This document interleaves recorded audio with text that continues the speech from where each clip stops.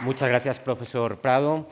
Vamos a continuar con la segunda parte de la sesión. El profesor Prado nos ha aportado un marco conceptual muy orientador realmente de hacia dónde podemos continuar ahora la sesión. Aquí ya contando con la presencia de los profesionales del sector que nos ayudarán a entender cómo se están desarrollando estas estrategias en el ámbito del cross-media, del transmedia, etcétera. Para ello contamos con Miriam Hernández, directora de contenidos de Prisa Video. Contamos también con Cristina Delgado, directora de proyectos de podcast en YouTube, también directora de otro tipo de cometidos en YouTube, con gran experiencia tanto en la industria de los medios tradicional como desde hace mucho tiempo también en el ámbito digital. Contamos también con Ana Punsi, que es directora de contenidos de la productora True Crime Factory. Y, por último, con Eugenio Viñas, director adjunto de contenidos de Prisa Audio.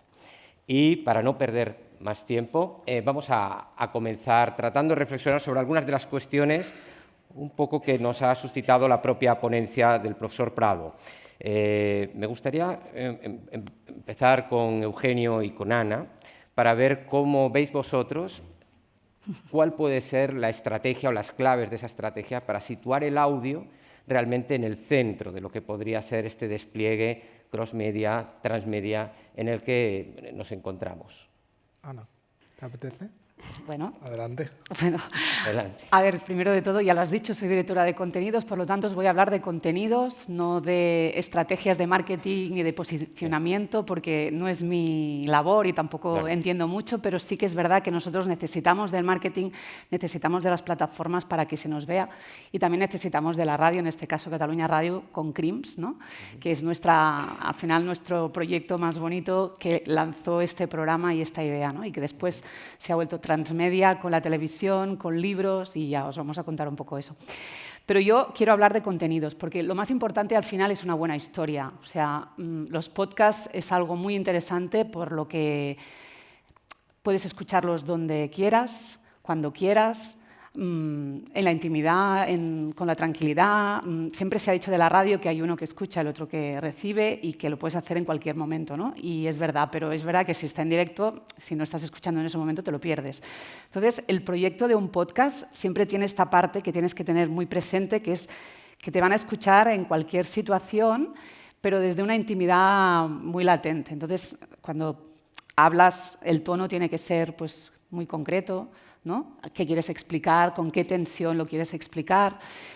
Tienen que haber muy buenas entrevistas que sean muy interesantes, que atrapen mucho, pero es que además tienen que tener buen sonido, porque si no, ya me dirás tú, ¿no? Si en radio no hay buen sonido, al final es como, pues es muy desagradable escucharlo, ¿no? No sé si os pasa a vosotros, pero ese ruidito cuando no se escucha bien la radio o cuando un corte ha quedado mal grabado o hay coches de fondo, pues no apetece, ¿no? Entonces hay que contar muy bien con la forma, una música, un ritmo, pero sobre todo, yo lo que quiero reivindicar aquí son buenas historias. Y cuando las historias son buenas, es que da igual el formato en el que las cuentes, porque vas a atrapar. Nosotros, por ejemplo, tenemos que contar historias que duren aproximadamente 1 hora, 50 minutos, y esto tienes que planificarlo muy bien a nivel de guión, pero si la historia no es buena, si es aburrida, si no lleva a ninguna parte, no te van a escuchar.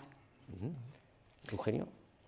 Por hacerlo complementario a la parte cualitativa del contenido, que lo que ha contado Ana en realidad es lo más importante, al final estamos en un contexto de sobreproducción de contenidos en el cual si no hay calidad y no somos capaces o de conectar con una audiencia concreta o con una general, pues todo lo demás da igual, la estrategia de marketing y todo lo demás. Pero por hacerlo complementario, si hablamos de audio digital, hablamos de un medio amplísimo, es decir, las posibilidades son enormes.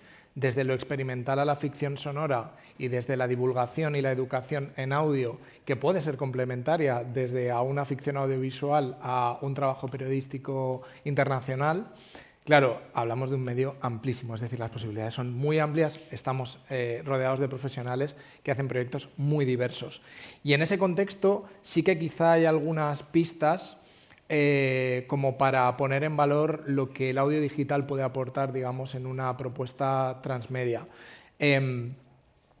Para mí una de las más evidentes a día de hoy es que en este mundo de sobreproducción en el cual estamos en un contexto prosumer, donde los consumidores son productores de contenidos, todos lo somos, uno de los poderes que tiene el audio es ayudar en la creación de comunidad. Es decir, al fin y al cabo, digamos que las narrativas desde las productoras y desde la experiencia que estamos acumulando es que sabemos vehicular comunidades y generar, si no pequeños nichos de audiencia muy fanatizados y muy interesados en un tema, sino una experiencia posterior incluso a un contenido audiovisual, y ahora pondré ejemplos, que lo que hacen es darle más café a los más cafeteros.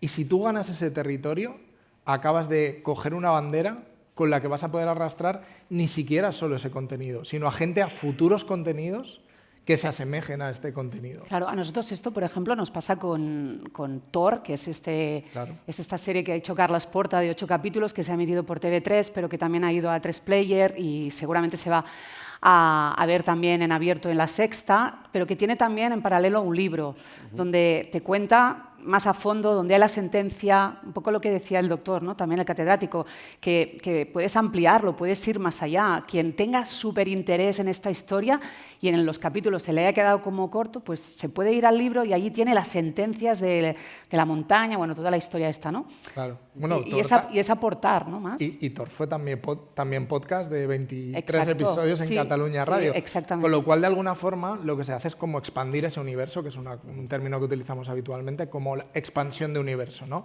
Y en esa expansión de universo es cierto que el audio tiene algunas cosas interesantes.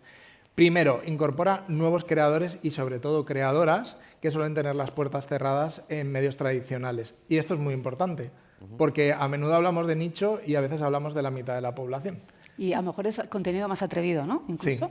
Sí. Entonces, esto es muy importante, porque las resistencias de los grandes medios siguen estando por una cuestión de género y por una cuestión de clase a veces también, y el audio esto lo viene reventando desde hace un tiempo, y perdón por un verbo tan coloquial. Pero también porque en el audio nos podemos permitir, y en el audio no analógico, narrativas muy libres. Es decir, podemos permitirnos hablar de una manera y con un lenguaje, por eso del día a día se me ha escapado este verbo que quizá no debería haber utilizado, que acaba conectando con un mundo en el cual, y esto sí que es verdaderamente diferencial, la gente está informándose, aprendiendo con lenguajes de gente que le habla entre iguales. Entonces, la posibilidad de hacer nuevas narrativas a través del audio y utilizando lenguajes que sí que están en un contexto informativo y educativo vigente, nos permiten que a través del audio completemos ese universo expandido antes, durante y después. Netflix, por ejemplo, tiene una división de podcast, pero ¿qué hace? ¿Crea ficciones? No. Lo que hace son podcasts corporativos que con distintos formatos lo que dan es valor a su contenido. Pero no hace nueva propiedad intelectual, sino que lo que hace es café para los más cafeteros, redondear la experiencia, ampliar la comunidad, ¿no? Redondear proyectos. Y cierto es, y con esto acabo, que a veces en esa... Porque en esto, por cierto, las tecnológicas son expertas y tenemos que aprender de esto concretamente seguro. A menudo producen contenido simplemente para saber cómo se comportan los públicos. Y esto es fundamental. A día de hoy, los académicos y académicas que se dedican a la investigación de cómo nos comportamos están bastante perdidos y empieza a decirse cada vez más que no saben cómo nos comportamos. Hay gente que le dedica 3 horas al día a TikTok, pero luego tiene un arrebato y no se lo dedican un mes, pero luego pasa una semana mucho en YouTube, pero luego es que estaba escuchando la radio, pero luego todo lo siguiente. Y entonces estamos siendo difícilmente mapeables, ¿no? Y en este sentido, precisamente, la creación de comunidades, es decir, el hecho de generar tribu en torno a una forma de contar historias, True Crime, Factory, quiero decir, todo lo que van haciendo acaba siendo, digamos, compilado, acaba siendo apilado, mejor dicho, acaba siendo complementario y acabas teniendo un poder de mercado y de narrativa muy, muy importante. Muy interesante esa conexión entre lo narrativo y al final el marketing. Hemos acabado un poco también en marketing y en negocio, ¿no? Sí, bueno. Me genera ciertas dudas, perdonad la voz que voy a intentar hablar bajito y así no es desagradable. Me genera ciertas dudas esto que hablábamos de lo importante son las historias y al mismo tiempo estamos haciendo un DVD de extras. Es todo lo que no me entra en la historia principal, luego tengo un libro, o sea... En ocasiones, yo creo que los creadores de contenidos nos vemos muy absorbidos por las buenas historias que contamos y no sabemos ponerle punto y final. Y a veces el buen trabajo está en y hasta aquí y no tiene más derivadas, ¿no? O si tiene una derivada tiene que tener la misma calidad que tuvo la original y en muchas ocasiones el marketing, etcétera.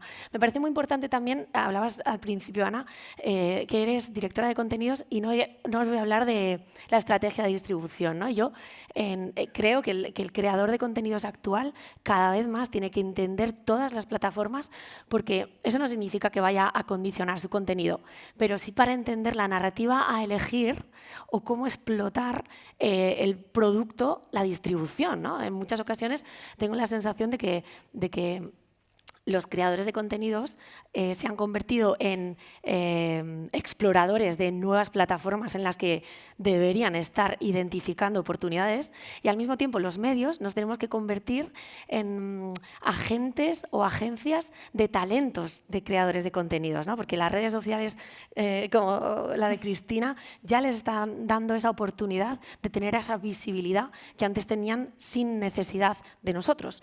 Entonces es el gran reto en la actualidad, es retener ese talento dentro de los medios y al mismo tiempo afianzar los contenidos de calidad en los lenguajes y en las experiencias de usuario que los usuarios necesitan ahora. Lo necesito en corto, lo necesito en largo, lo necesito híbrido para saltar. No, evidentemente que se adapta a cada formato. No es lo mismo hacer televisión, un Crims para tele que un Crims para la radio. Es que no tienen nada que ver. De hecho, nosotros la radio a veces la utilizamos como laboratorio también de algunas historias, porque no tienes las imágenes, no tienes suficiente relato audiovisual para poder llevar eso a la tele, ¿no? Pero yo sigo pensando lo mismo. La base es la historia, porque es que si yo te cuento un crimen y ahora a lo mejor voy a frivolizar, ¿no? Pero es muy diferente contar una historia que detrás hay un intríngulis, entre comillas, de alguien que ha planificado una historia y después alguien tiene una conexión. Es decir, que esté un poco más elaborado, que sea un poco más complejo, que no, que yo salgo de noche en una discoteca, hay una pelea, alguien muere y ya detienen a alguien, ¿no? Como esto se acaba en 5 minutos, ¿no?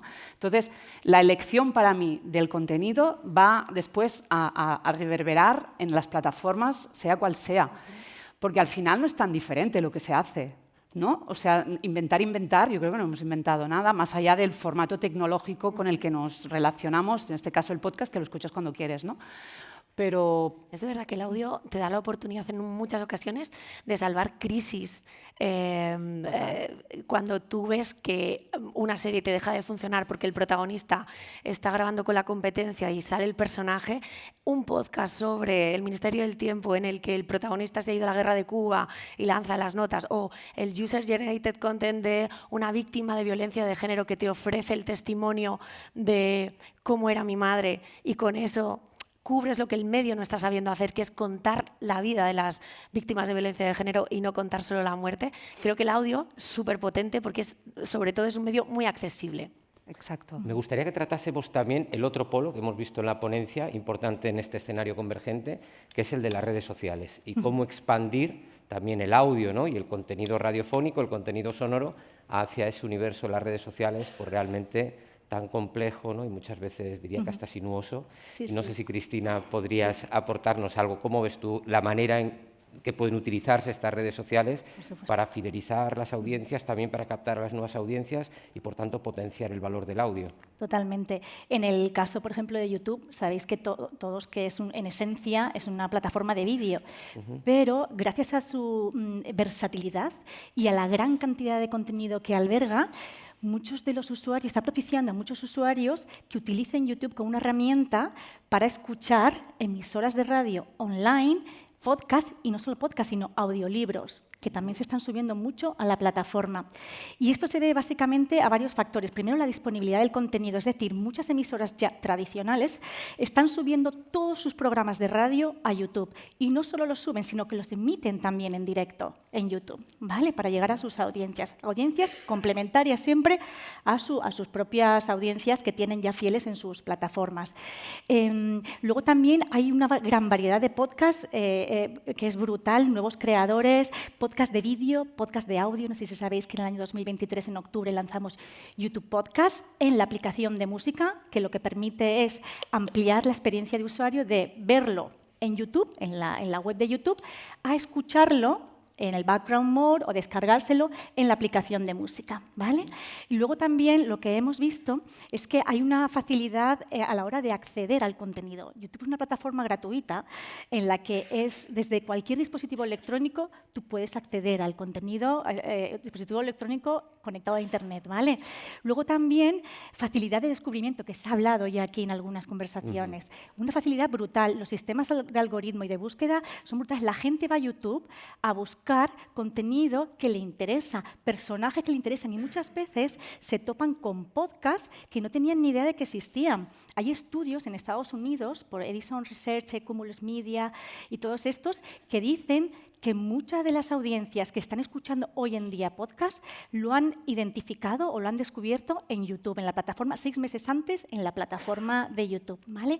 ¿Qué pasa también? Que esto lo que hace, el descubrimiento lo que hace es amplificar la audiencia de tu podcast a otros territorios, ¿vale? Llega mucho más allá y no canibaliza tu contenido, sino que incrementa, tu contenido, perdón, la audiencia, sino que la incrementa. Y luego también lo que vemos en YouTube es que es una plataforma multiformato. ¿Qué significa esto? Mirad, hablábamos de marketing, ¿vale? Hay creadores que suben un podcast completo de 1 hora y utilizan todos los formatos de YouTube de contenido para hacer el marketing de su podcast en la misma plataforma. ¿Qué quiero decir con esto? Cortan, trocean el podcast en diferentes tópicos o temas interesantes, crean shorts o teasers sobre temas interesantes también del podcast, ¿vale? Momentos claves del podcast, porque los shorts, sabéis que son vídeos en vertical de no más de 60 segundos, aunque sí, a partir de diciembre ya pueden hacerse más de pueden llegar a 3 minutos. Y lo que hacen es, aparecen en el short feed, ¿vale? Os vais al short feed y los podcasts, al fin, los shorts aparecen en la pestañita. Ya un 30% de esos shorts de podcast llevan tráfico al contenido de formato largo, es decir, a esos podcasts. Es decir, es una forma de hacer marketing de un propio podcast. Incluso tenemos usuarios, por ejemplo, El Sentido de la Birra, que tiene un acuerdo de exclusividad de su podcast con otra plataforma, que hace, sube vídeos de 5-10 minutos en YouTube y dice, hey, sigue viéndolo en esta plataforma y lleva tráfico a las plataformas de pago. Es decir, hay una variedad importantísima ofrecemos muchísimos formatos para que se hagan un marketing también del podcast en la plataforma. Y también monetizamos, permitimos, todos estos formatos son monetizables, es decir, tenemos un modelo de revenue share que compartimos con los creadores, desde los shorts, los directos, los vídeos on demand, los podcasts, etcétera. Tenemos hasta shopping, micropagos también, que hacen también los fans a sus propios creadores de podcast. Es decir, hay una monetización también alternativa, no solo de publicidad, sino alternativa, de pagos, de membresías, pagos mensuales por ver contenido premium o un directo de un podcast. The Wild Project, no sé si lo conocéis, es uno de los podcasts... Es el que más trocea, ¿eh? Más grande. Lo sé porque Carlas Porta fue a hacer una entrevista de 4 horas y media, que también tiene tela, ¿no? Porque cuando ya llevas 4 horas ya te sueltas y estás como en tu casa, ¿no? Entonces ya te sacan todos los titulares.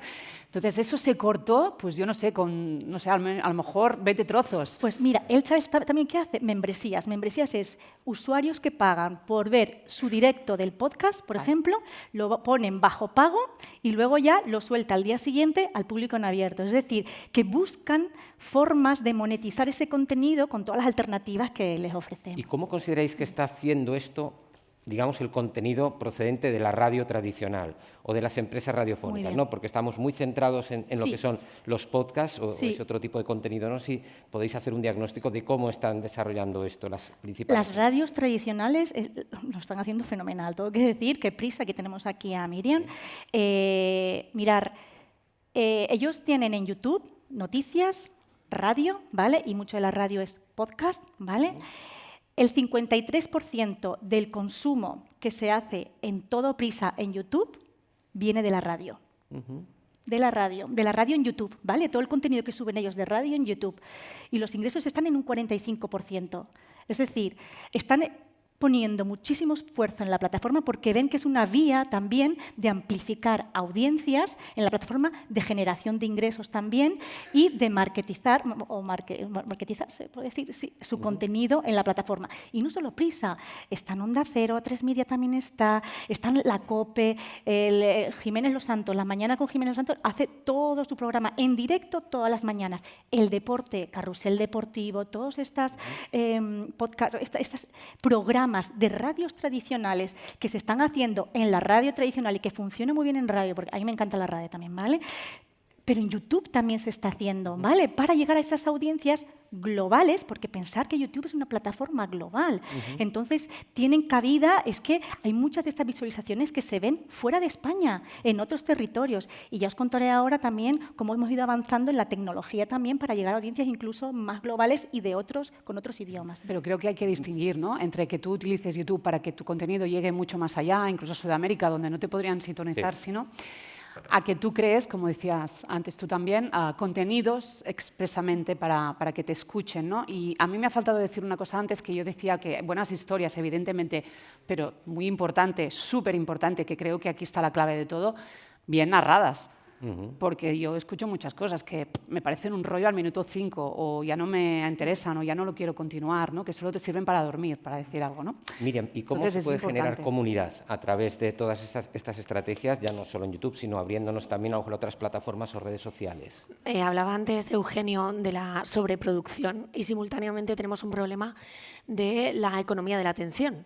La radio fue el medio que más pronto se ha transformado en la digitalización, y en ese sentido lo que estaba diciendo Cristina tiene razón. Es muy fácil dar visibilidad y hacer tu marca personal en las plataformas, porque el vídeo lo tiene incorporado como una forma de narrar más, ¿no? Me parece muy interesante las distintas iniciativas que, sobre todo, los creadores de contenido de audio nativo habéis empujado en la construcción de cafeteros o en la identificación de verticales de cafeterías, por así decirlo, ¿no? Porque Tenemos un Starbucks. sí, además tenéis un Starbucks con estrellas invitadas en cada una de los... entonces, en ese sentido, yo creo que sí que hay una capacidad de segmentar muy claramente qué vertebra el contenido que está teniendo éxito, y a partir de ahí intentar replicarlo para que la misma audiencia que antes veía La Vida Moderna pase al siguiente programa de humor de la cadena SER, porque digamos que los elementos son comunes. ¿Habéis constatado un poco esa renovación de la audiencia también a través de todas estas estrategias, canales, ¿no?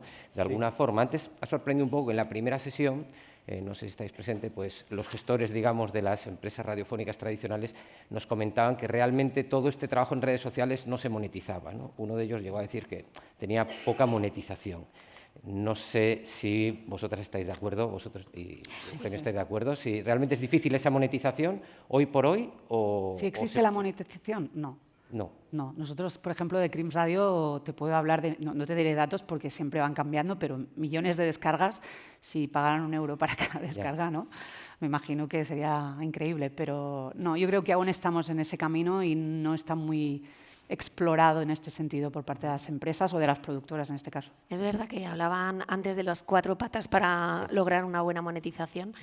Y las redes sociales nos permiten la visibilidad que necesitamos para las otras 3, ¿no? Para conseguir pues que alguien quiera que seas tú el productor de su podcast de Branded. O sea que es cierto que de una forma directa no consigues esa monetización y no lo abordas, pero sí te abre las puertas pues para la IP, que el día de mañana haber tenido visibilidad de tus historias, las plataformas la quieran. Esto seguro. O sea, Sí. a la productora estos números de audiencia les sirven para ir a las plataformas y vender sus productos. Eso sin duda, porque claro, si tienes éxito te van a O sea, querer. yo no soy muy defensora de las redes, todo lo contrario, me parece que trabajamos para ellos más que para los usuarios. Pero es que hoy en día tenemos que estar donde están los usuarios y tenemos que estar en el modo en el que el usuario nos necesita en cada momento. Y hay que equilibrar eso para que no signifique que fragmentar muchos cortes del un íntegro signifique que la gente ya tenga suficiente, haya comido Ya, suficiente del pero podcast. mira, yo creo que hay más cultura de pagar un Netflix, un Filmin, y ni te lo planteas, o sea, ya lo das por hecho, que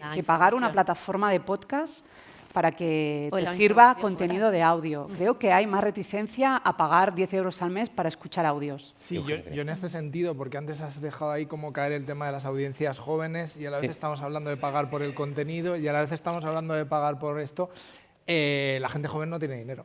De hecho, proporcionalmente tiene menos dinero de lo que tenía antes, con lo cual tenemos que ser especialmente sensibles a esto. Sensibles a que para que la revuelta sea hoy lo que es, hubo 2 años en los que estuvo abierto en YouTube y cuando cerraron esa puerta de YouTube y lo convirtieron en otra cosa, Si queréis podemos repasar el histórico de Hate por haber cerrado esa puerta.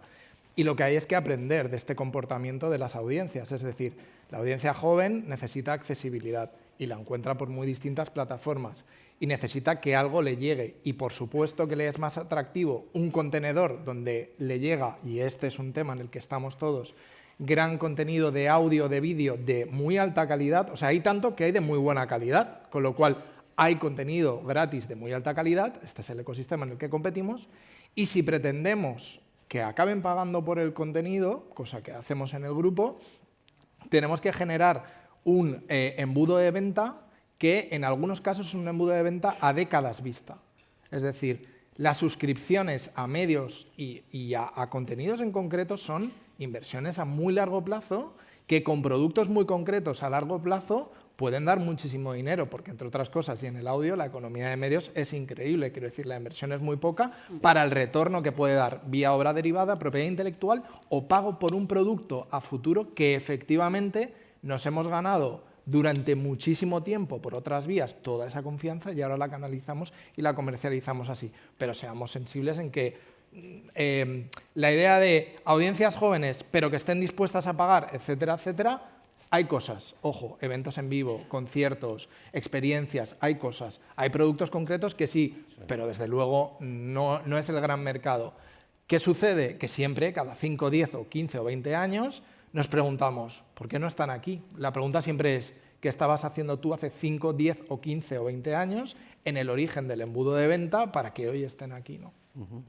Muy interesante. Y ya para terminar, porque estamos prácticamente sin tiempo del que se nos ha asignado, me gustaría que nos ofrecieseis un breve diagnóstico de hacia dónde creéis que puede ir la evolución de todas estas estrategias cross-media, transmedia, respecto al audio y, sobre todo, qué rol van a desempeñar las plataformas, las principales plataformas digitales, en toda esa evolución. Si quieres. Yo creo que las plataformas van a marcar, van a crear la tendencia. Los medios, por mucho que queramos tener nuestra propia personalidad, y las plataformas definen cómo la gente consume, definen el formato vertical, horizontal, y los medios intentamos llegar un poco a tiempo.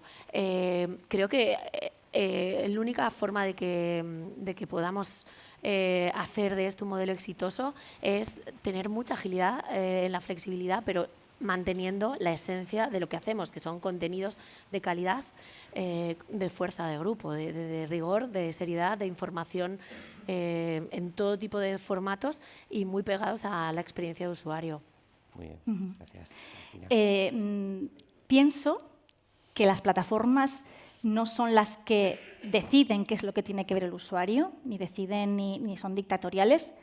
Las plataformas se adaptan a los usuarios. La misión que tiene Google es ofrecer al usuario la mejor información posible, lo que está ahí disponible. En YouTube es lo mismo, ofrecerle el contenido de la forma más creíble posible, con un contenido creíble, pero es el usuario el que decide cómo quiere ver ese contenido y qué contenido quiere ver.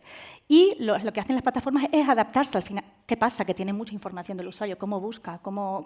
Claro, y ese es el poder que tienen las plataformas, pero las plataformas se van adaptando. YouTube Shorts los lanzamos hace 3 años, en el 2021. ¿Por qué? Porque veíamos una demanda de vídeos cortos en la plataforma brutal. Hoy en día se hacen al día 70.000 millones de visualizaciones de Shorts a nivel mundial. Es decir, y lo que estamos haciendo es adaptarnos al usuario. ¿Qué estamos haciendo? Creo que también la inteligencia artificial, que está ayudando muchísimo también a llegar a audiencias globales, y os digo rápidamente, el multi-audio language, ¿vale? Que lo que permite, y que ya se está testando con un canal vuestro pequeñito, porque lo que queremos hacer es testarlo en un canal pequeñito, en un vídeo, con un único vídeo, puedes subir diferentes pistas de audio, ¿vale? En diferentes idiomas. Y lo que hace es hacerte con inteligencia artificial el autodubbing, ¿vale? Y así puedes llegar a audiencias globales de forma automática y sin gastarte un duro.